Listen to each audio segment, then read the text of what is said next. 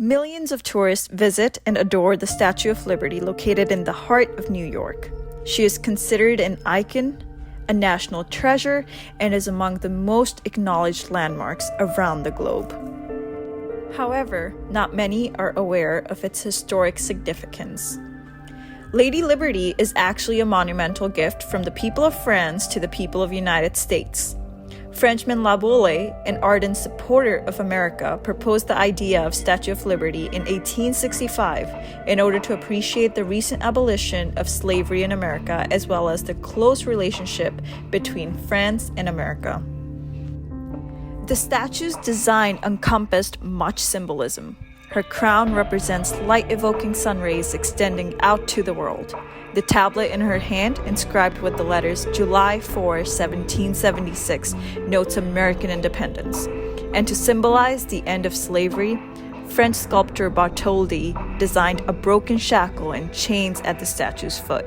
Nonetheless, it took many efforts from both nations to turn this symbolic dream into reality. France was responsible for creating the statue and assembling its parts in America, while the American people were responsible for funding and building its pedestal. Both nations raised these funds through lottery, theatrical events, art exhibitions, auctions, and prize fights. In fact, the New York World encouraged people to donate in exchange of printing their names in the newspaper. Bartholdi used large copper sheets to create the statue's skin.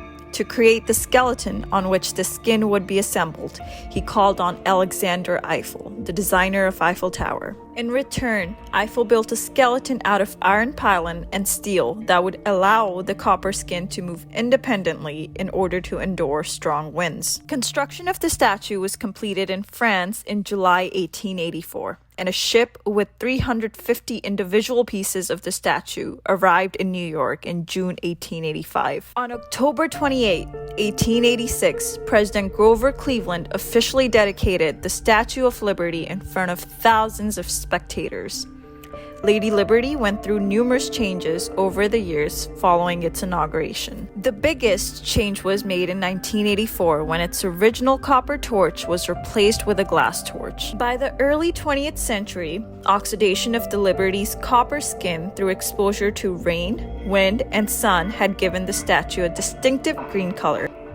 And this is how one of the world's major landmarks was brought into reality, signifying not only America's motives of freedom and unity, but also its historic relations with France.